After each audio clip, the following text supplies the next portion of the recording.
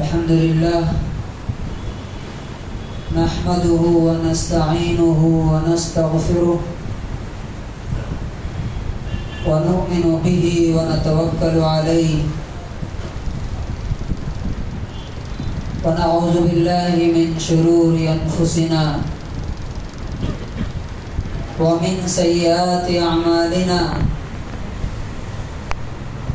من يهده الله فلا مضل له ومن يضلله فلا هادي له ونشهد أن لا إله إلا الله وحده لا شريك له ونشهد أن سيدنا ومولانا محمدا عبده ورسوله أما بعد فأعوذ بالله من الشيطان الرجيم بسم الله الرحمن الرحيم كلا إذا دكت الأرض دكا دكا وجاء ربك والملك صفا صفا وجيء يومئذ بجهنم يومئذ يتذكر الإنسان وأنى له الذكرى يقول يا ليتني قدمت لحياتي. وقال النبي صلى الله عليه وسلم لا يزال قلب الكبير شابا في اثنتين في حب الدنيا وطول الأمل.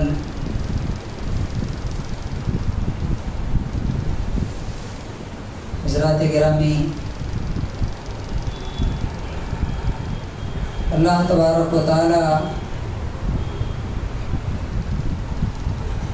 انسان کو کب ہوش آئے گا، کب عقل آئے گی، کب اس کا دماغ کھلے گا، صحیح اور غلط کی تمیز کب آئے گی اسے، کیا چیز زیادہ اہم تھی، کیا چیز کم امپورٹنٹ تھی، یہ چیز کب پتہ چلے گی. اللہ تبارک و تعالی اس کی ایک چھوٹی سی تصویر ہمارے سامنے پیش کرتا ہے کہ دنیا میں بہت ساری تقریریں، بہت سارے اجتماعات، بہت سارے لیکچرز، لیکن ہماری جو سوچ ہے، جو ہماری عقل ہے، اس کو کھولنے کے لیے بہت سے لوگوں کے لیے کافی نہیں. ہاں، اللہ تعالیٰ کہتا ہے کہ ایک وقت ضرور آنے والا ہے بہت جلد کہ جب تمہارا دماغ پورا کا پورا کھل جائے گا اور تمہیں پورا ہوش آ جائے گا اور تمہیں کسی کو سمجھانے کی ضرورت نہیں پڑے گی، بغیر سمجھائے. وہ کون سا وقت ہوگا؟ سورۃ الفجر کی آیت نمبر 21 سے 24 تک کی آیتیں.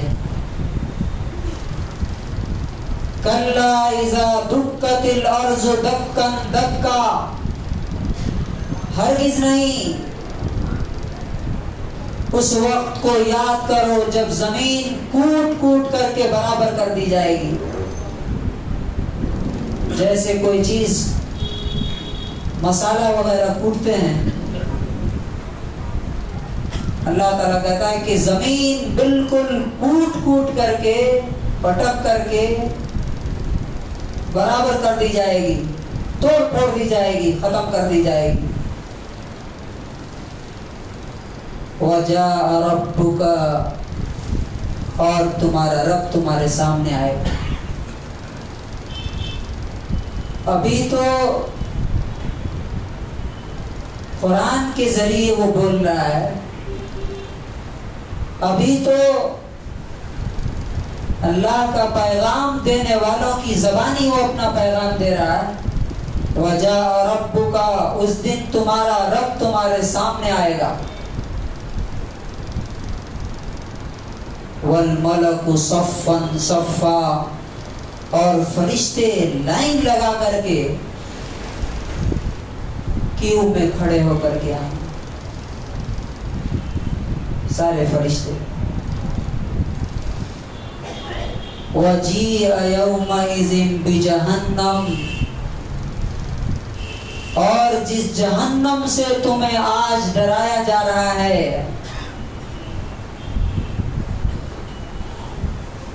کہ دوزخ بہت بھیانک، بئس المصیر، بہت بری جگہ ہے. وَجِيءَ يَوْمَئِذٍ بِجَهَنَّمَ، وہ جہنم اس دن تمہارے سامنے لائی جائے گی. اور اس کی کیفیت کیا ہوگی؟ تکاد تمیز من الغیظ، ایسا لگے گا جیسے غصے سے اب پھٹ جائے گی.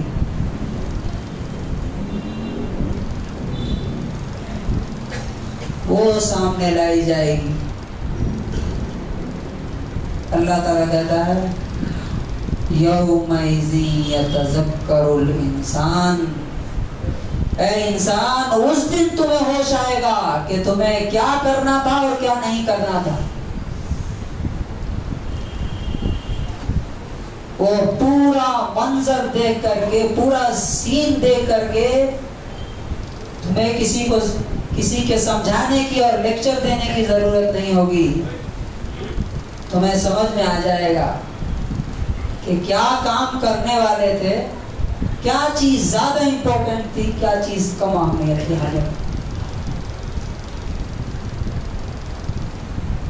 لیکن اللہ تعالیٰ کہتا ہے وَأَنَّى لَهُ الذِّكْرَى، اب ہوش آنے کا کیا فائدہ،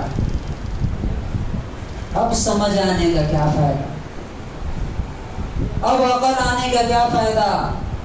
وقت چلا گیا، جہاز اڑ گیا.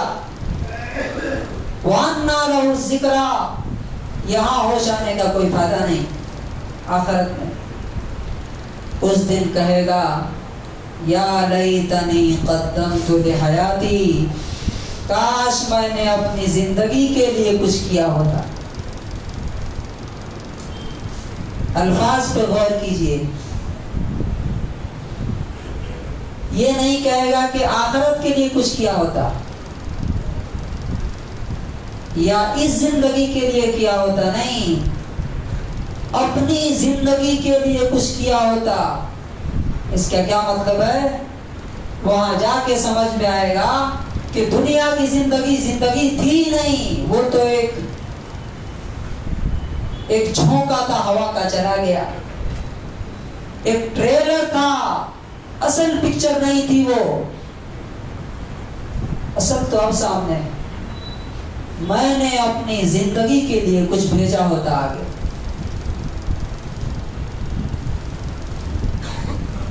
میرے بھائیوں، کون سی چیز ہے جو انسان کو اپنی اس اصل زندگی کی تیاری سے روکتی ہے؟ کون سی سب سے بڑی بیماری؟ ہم سب اپنے صحت کے بارے میں بہت کانشیس ہیں. تھوڑا سا فیور ہو گیا، ڈاکٹر کے پاس چلے جاتے ہیں.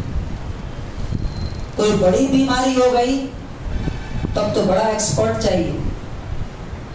لیکن جو چیز آخرت میں تباہ کرنے والی ہے، جو بیماری، اس کے بارے میں نہ کوئی پوچھنا چاہتا ہے نہ کوئی جاننا چاہتا ہے.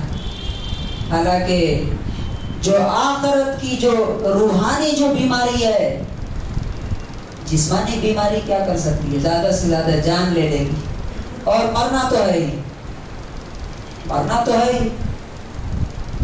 لیکن جو روح کی بیماری ہے، وہ آخرت کے انلیمیٹڈ لائف کو تباہ و برباد کر دے گی، اور وہ ریپیئر کے قابل نہیں ہوگی. وہ زندگی، اس کو دوبارہ سیٹ نہیں کیا جا سکے گا. آج ہم دیکھیں گے کہ ہم کو اور آپ کو کون سی چیز ہے جو سب سے زیادہ بڑا بیریئر ہے ہمارے سامنے، جو ہمیں آخرت کے اعمال سے، آخرت کی تیاری سے روک دیتی، وہ کیا ہے؟ لمبی زندگی کی امید۔ ابھی تو بڑی زندگی پڑی ہے۔ ایک صاحب سے میں نے کہا کہ بھائی زندگی کا کوئی ٹھکانہ نہیں، آپ نماز نہیں پڑھتے، شروع کیجیے۔ کہنے لگے ابھی ہم مریں گے، ہمارے دادا 100 سال جیے تھے، ہم بھی انشاءاللہ سنچری ماریں گے۔ آگے دیکھیے قرآن اور حدیث کیا کہہ رہے ہیں، نبی پاک صلی اللہ علیہ وسلم کی سنت کیا کہہ رہی ہے۔ یہ جو لمبی امید ہے نا، ابھی بہت زندگی باقی ہے، یہ خیال، یہ فکر، یہی شیطان کا سب سے بڑا وار ہوتا ہے انسان پر۔ ابھی تو جوانی ہے، بڑھاپے میں دیکھیں گے، ابھی تو صحت مند ہیں، بعد میں دیکھیں گے۔ یہ پروکریسٹینیشن، بعد میں کاموں کو ڈالتے رہنا، یہ کیوں ہوتا ہے؟ یہ اس خیال سے کہ ابھی تو میری زندگی بہت باقی ہے۔ یہ بیماری ہے ایک جو شیطان ہمارے دماغ میں ڈالا ہے۔ اب آئیے ہم دیکھتے ہیں کہ رسول اللہ صلی اللہ علیہ وسلم نے اس لمبی امید کے بارے میں کیا کہا۔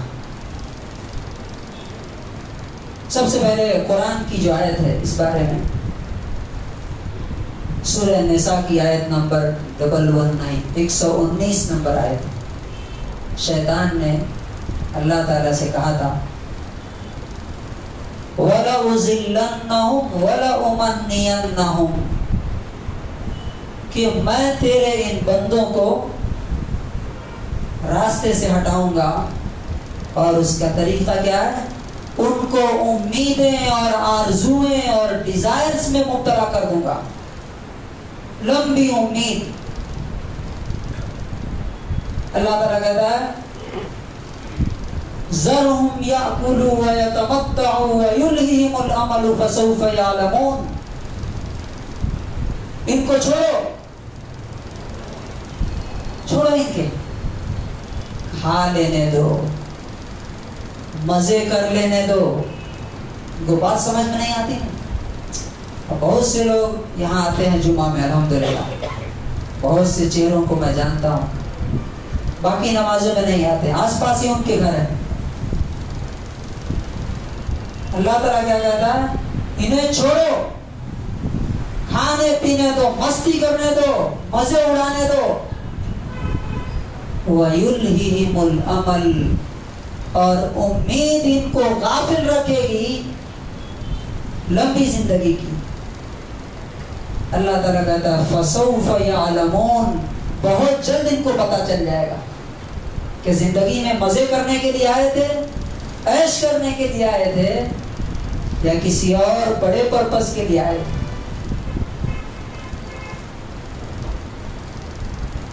تو انسان کو لمبی امید آخرت سے غافل کر دیتی ہے۔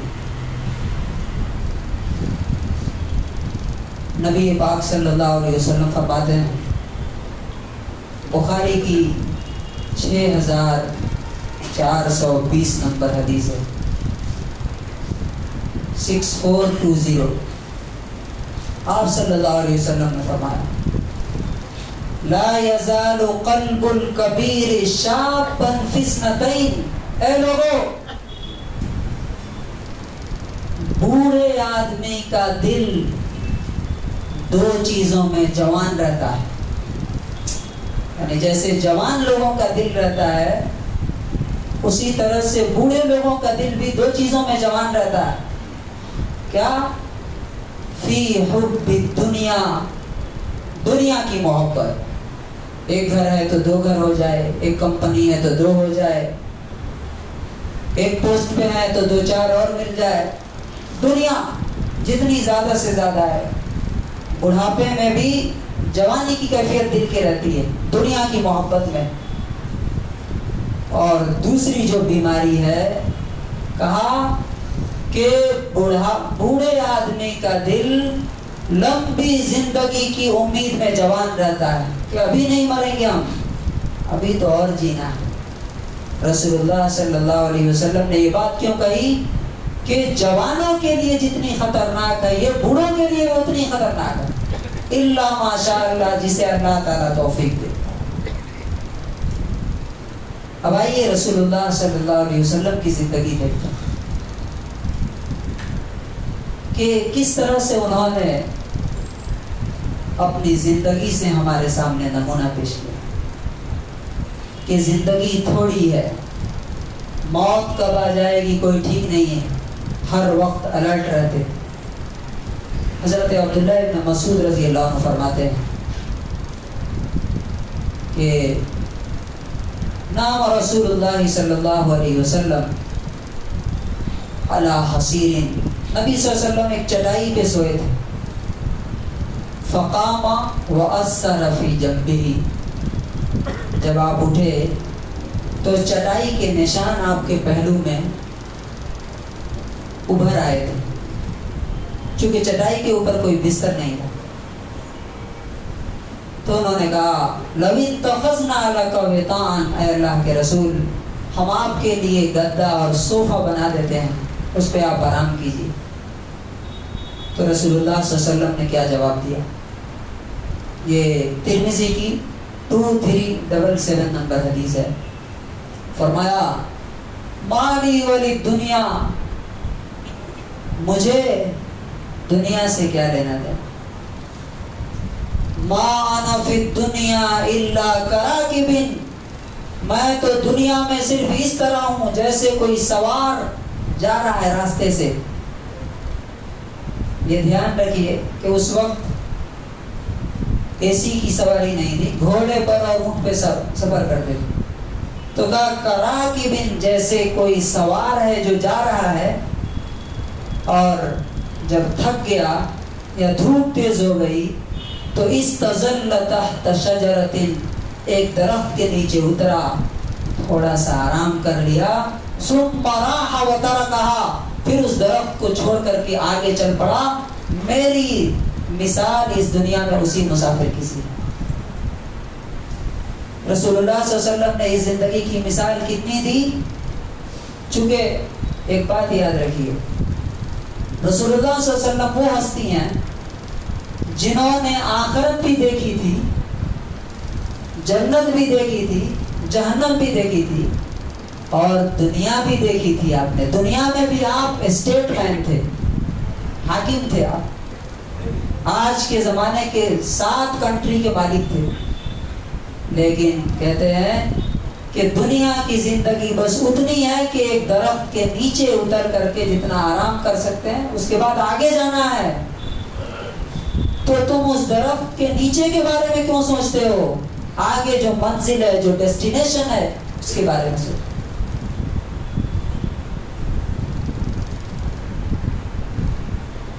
اور رسول اللہ صلی اللہ علیہ وسلم نے جو اپنے لیے پسند کیا وہی اپنی امت کو بھی بتایا۔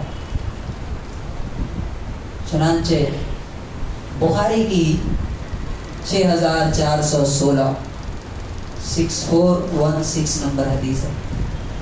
حضرت عبداللہ ابن عمر رضی اللہ عنہ فرماتے ہیں کہ رسول اللہ صلی اللہ علیہ وسلم نے اخذ بمنکبی، میرا کندھا پکڑا، آ کر کے پیچھے سے آ کر کے آپ نے کندھا پکڑا اور کہا کن فی الدنیا کأنک غریب، اے عبداللہ دنیا میں اس طرح رہو جیسے پردیسی ہو۔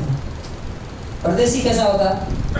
یہاں سے لوگ جاتے ہیں سعودی کمانے کے لیے، وہاں وہ پردیس میں رہتے ہیں، وہاں فکر کیا ہوتی ہے؟ وہاں سے پیسے کما کے یہاں بھیجیں، یہاں گھر بنا لیں، کوئی سائٹ خرید لیں، کوئی بزنس کھڑا کر لیں۔ کیوں؟ تاکہ وہاں سے آنے کے بعد یہاں پہ تھوڑا آرام ملے، کما کر کے آنے کے بعد تھوڑا سکون ملے۔ تو رسول اللہ صلی اللہ علیہ وسلم نے فرمایا کہ تم اس دنیا میں پردیسی ہو، تمہارا اصل گھر تو آخرت میں ہے، چاہے جنت ہو یا جہنم ہو، پرماننٹ تو وہاں پہ ہے۔ اصل تو ہم آئے ہیں جنت سے، تو فرمایا کہ تم پردیسی ہو، تم اپنے فائنل ڈیسٹینیشن کے بارے میں سوچو. اور اس سے آگے کہا او عابر سبیل، یا ایسا رہو جیسے راستہ چل رہے ہو تم، مسلسل تمہارا سفر جاری ہے، دنیا میں رہنے کے لیے نہیں، یہ راستے کا حصہ ہے، اس کو چھوڑ کے تمہیں آگے جانا ہے. تو سوچئے کہ جو راستہ طے کر رہا ہو، کیا راستے کے عیش و آرام کے بارے میں سوچے گا یا اپنے منزل کے بارے میں، ڈیسٹینیشن کے بارے میں سوچے گا؟ وہ مسافر کتنا بیوقوف ہے جو سوچے کہ چلو سفر میرا آرام سے کٹ جائے، منزل پہ جانے کے بعد دیکھیں گے کیا ہوتا ہے. تو منزل پہ جانے کے بعد، ڈیسٹینیشن پہ پہنچنے کے بعد اسے کیا ملے گا؟ اس کے بعد حضرت عبداللہ ابن عمر رضی اللہ عنہ کہا کرتے تھے دیکھیے اب یہ اصل پوائنٹ ہے، ذرا جو لوگ سو رہے ہیں وہ بھی جگہ. لمبی امید جینے کی نہیں کہ ہم بہت دن جییں گے، نہیں، ہو سکتا ہے کہ آج میرا آخری دن ہو سکتا ہے کہ آج آخری نماز ہو. نبی صلی اللہ علیہ وسلم نے کیا کہا؟ اذا قمت فی الصلاۃ فصلی صلاۃ مودع، جب تم نماز میں کھڑے ہو تو سمجھو کہ یہ تمہاری آخری نماز ہے. اس کے بعد تمہیں، اس لیے کہ کوئی نہ کوئی نماز تو تمہاری آخری ہوگی. تو ایک مومن کی زندگی کیسی ہونی چاہیے کہ وہ بہت لمبا جیے گا، یہ شیطان کے چکر میں نہ رہے، بلکہ فرمایا حضرت عبداللہ ابن عمر رضی اللہ عنہ کہا کرتے تھے اذا امسیت فلا تنتظر الصباح، جب شام ہو جائے تو صبح کی امید میں مت رہنا. شام کو جو ہو سکتا ہے کر لو، جس نیکی کا ارادہ ہے وہ کر لو، جو وصیت کرنا ہے وہ کر دو، ہو سکتا ہے کہ صبح تمہاری قبرستان میں. وَإِذَا أَصْبَحْتَ فَلَا تَنْتَظِرِ الْمَسَاءَ، اور جب صبح ہو جائے تو شام تک کی زندگی کی امید مت رکھو کہ تم شام تک جیو گے، نہیں، صبح میں توبہ کرو، پچھلے گناہوں کی معافی مانگو، آخرت کی تیاری میں لگ جاؤ. ہو سکتا ہے کہ شام تمہاری قبرستان میں ہو آخرت. اور بہت سارے ہمارے بزرگوں کے بارے میں جو اللہ والے، جو واقعی جنہوں نے دنیا اور آخرت کو سمجھا تھا، ان کی زندگی کا آپ مطالعہ کریں گے. حضرت ابو محمد حبیب ایک بہت بڑے اسلامک اسکالر گزرے ہیں. ان کے بارے میں عبد الرحمن ابن الجوزی رحمۃ اللہ اپنی کتاب میں لکھتے ہیں کہ ہر صبح میں جب اٹھتے تھے، دیکھیے یہ ہے، لمبی امید نہیں ہونی چاہیے انسان کو. ایک مومن کو لمبی امید سے پناہ مانگنی چاہیے کہ ہم بہت دن تک ابھی جئیں گے، نہیں. یہ ہے اصل تصویر جو آج کے خطبے کا اصل ہے، ایسنس ہے، کنکلوژن ہے. ابو محمد کی بیوی کہتی ہیں کہ جب ابو محمد صبح میں اٹھتے تھے تو کہتے تھے ہر دن، ایک دن نہیں، کہ اگر میں آج مر گیا تو نہلانے کے لیے فلاں آدمی کو بلانا، جنازہ پڑھانے کے لیے فلاں آدمی کو بلانا، قبر کھودنے کے لیے فلاں آدمی کو بولا. تو ان سے پوچھا گیا کہ انہوں نے خواب دیکھا تھا کوئی؟ کہا کہ نہیں، کئی سال سے ان کی زندگی کا یہی معمول تھا کہ لمبی زندگی کی امید نہیں، آج ہو سکتا ہے میری زندگی ختم ہو جائے. میرے بھائیوں، اب سوال یہ ہے کہ کرنے کا کام کیا ہے پھر؟ تو رسول اللہ صلی اللہ علیہ وسلم نے فرمایا کہ 3 چیزیں ہیں جو تمہارے مرنے کے بعد تمہارا ساتھ دیں گی. ساری چیزیں تو ساتھ چھوڑ جائیں گی، 3 چیزیں. اب تم دیکھو کہ یہ 3 چیزوں میں سے تمہارے پاس کیا ہے. نمبر 1، صدقہ جاریہ.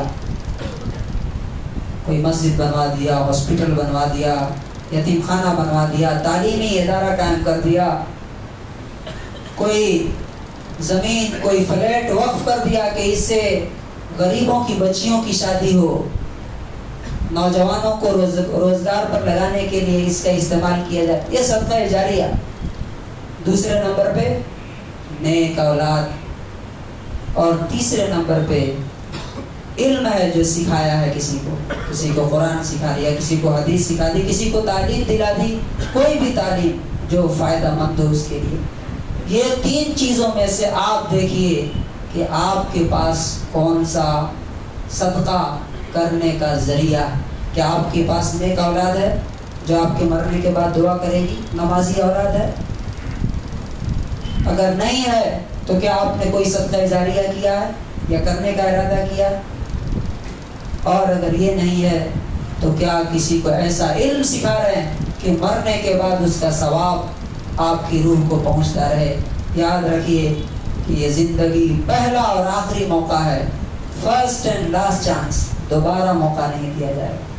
اللہ تبارک و تعالیٰ سے دعا ہے کہ پروردگار عالم ہمیں اپنی زندگی کو غنیمت سمجھتے ہوئے, ہر دن کو اپنا آخری دن سمجھتے ہوئے اپنے اصل زندگی آخرت کے لیے تیاری کرنے کی توفیق نصیب فرمائے.